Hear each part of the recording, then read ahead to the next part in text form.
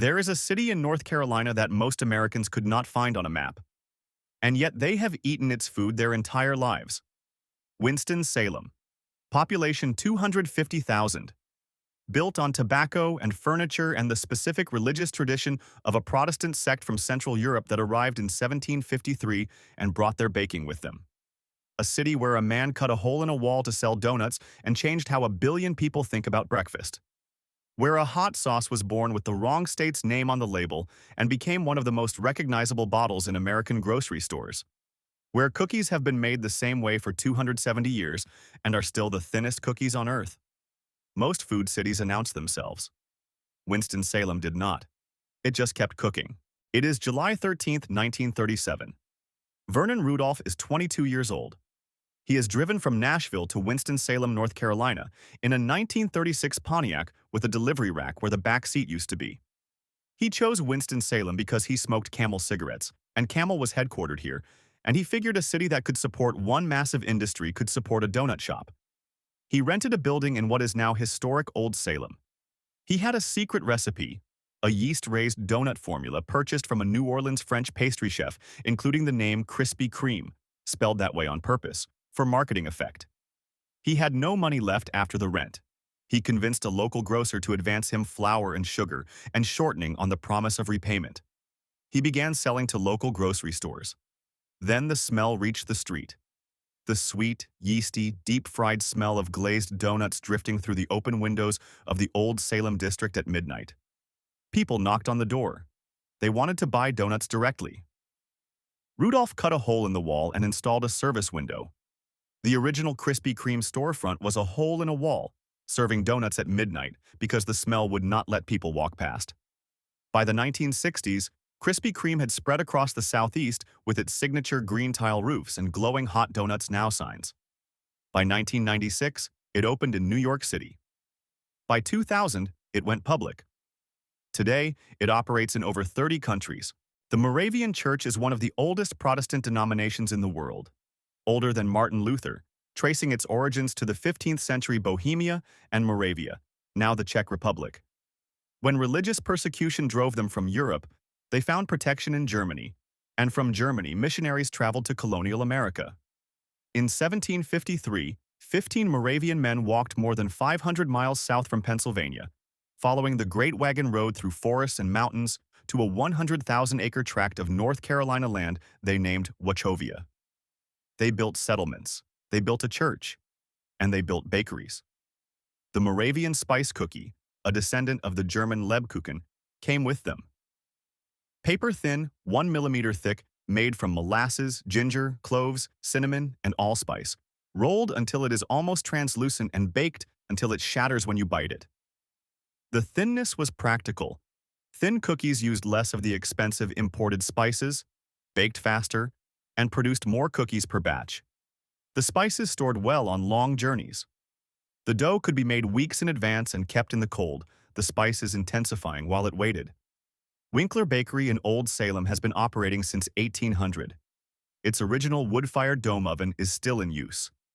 It is the oldest continuously operating bakery in America. Mrs. Haynes's Moravian Cookies, a family operation in Clemens, just outside Winston-Salem, hand rolls over 110,000 pounds of dough per year. Oprah named them one of her favorite things in 2010. A seventh-generation Moravian cookie maker still works the dough. This one gets less attention than the cookie. It should not. Moravian sugar cake is a yeasted flatbread.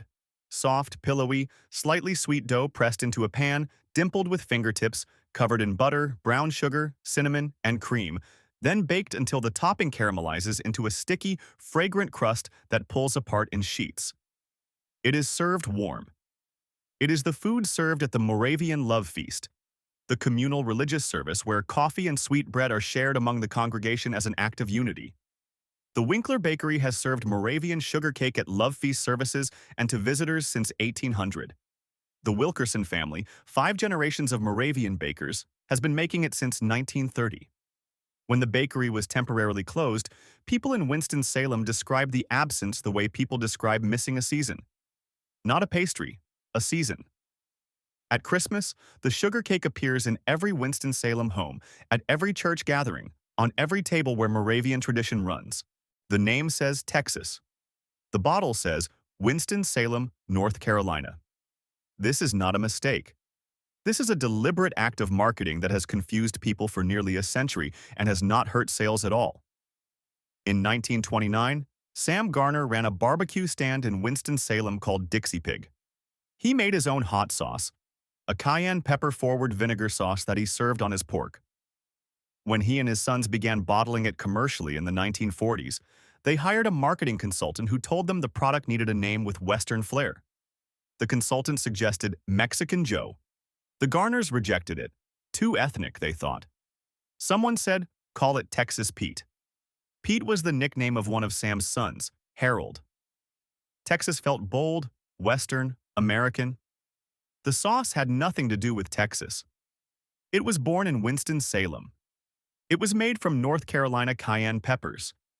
It was named after a family nickname. The Texas was marketing. Texas Pete became one of the most widely distributed hot sauces in the United States. It was the official hot sauce of the United States military for decades. It is the third most popular hot sauce in America, behind Tabasco and Frank's Red Hot. It is made in Winston-Salem to this day. The family still owns it. The label still says Winston-Salem, North Carolina, right next to Texas Pete. In 2022, a man in California filed a class action lawsuit arguing that Texas Pete was deceptive because it was not from Texas. In 1917, a sugar distributor named L.D. Peeler was sitting in Salisbury, North Carolina, about 45 miles south of Winston-Salem, surrounded by a surplus of sugar and looking for something to do with it. He had been watching soft drink companies succeed across the region. He decided to make one. He experimented with wild cherry flavoring and carbonated water until he had something he liked. He named it Cheerwine, a name that contains the word wine despite containing no wine, a fact that confused Prohibition-era temperance advocates and still occasionally confuses tourists. The deep burgundy color and the wild cherry flavor were unlike anything else being bottled in America at the time. Cheerwine spread through the Carolinas slowly and then decisively. It became the regional soda of the Carolinas the way Dr. Pepper is the regional soda of Texas. It never went fully national and has never particularly tried to. The formula has not changed since 1917.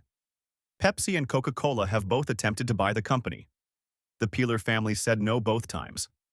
Today, Cheerwine is bottled in Salisbury and distributed throughout the Southeast. It appears in limited national distribution deals, at certain Cracker Barrel locations, at regional grocery chains. But primarily, it belongs to the Carolinas. Winston-Salem sits in the Piedmont region of North Carolina, 20 miles from Lexington, the town that gives its name to one of the two great North Carolina barbecue traditions. Lexington-style barbecue uses pork shoulder, not the whole hog of eastern North Carolina tradition.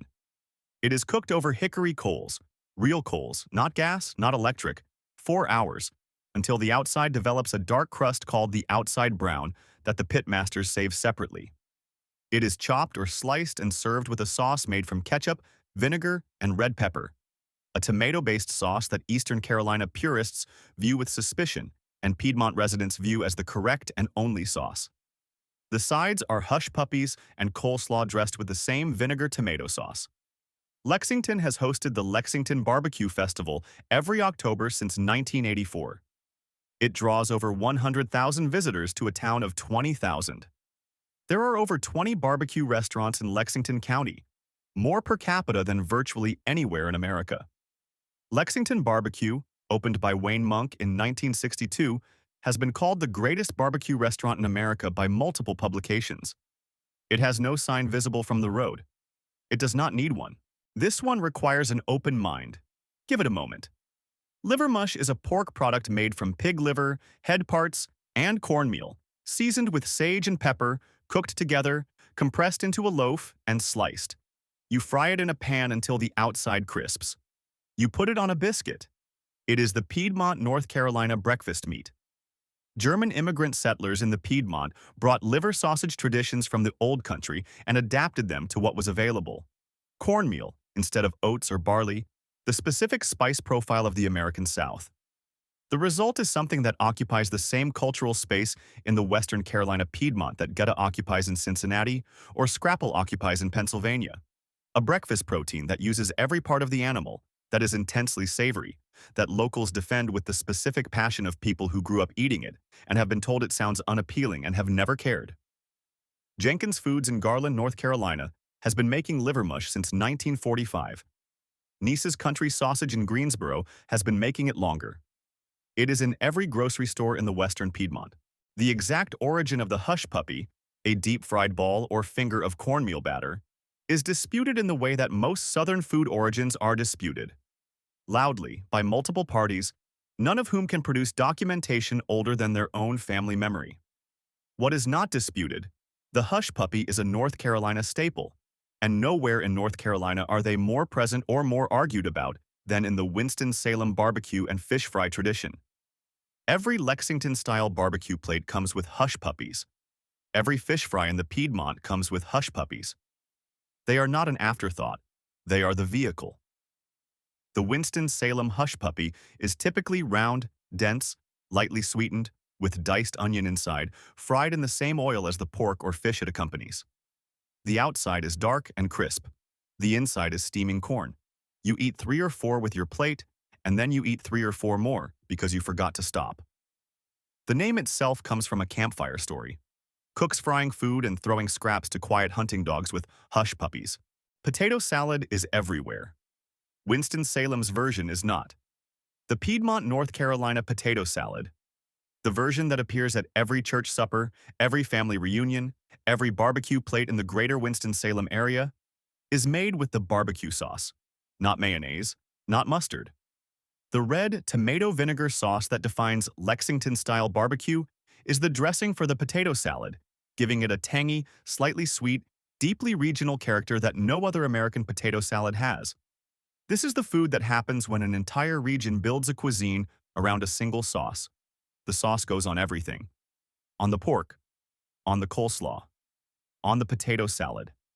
The sauce is the flavor of the Piedmont, and the potato salad carries it forward into every backyard gathering where someone brings a bowl and someone else asks what's in it, and nobody from outside the region can quite believe the answer. Winston-Salem does not shout. It is a city built by Moravian settlers who believed in quiet industry, communal eating, and recipes that do not change.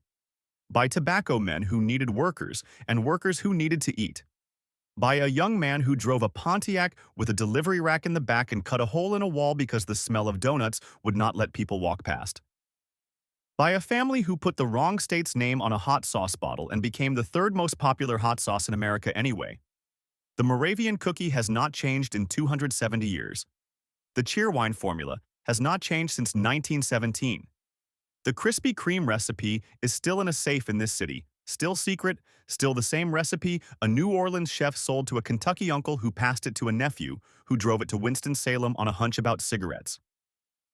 Not every city has a bakery that has been using the same wood-fired oven since 1800. Not every city's hot sauce is more famous than the state it's named after. Not every city watched a man cut a hole in a wall at midnight and feed 1 billion people.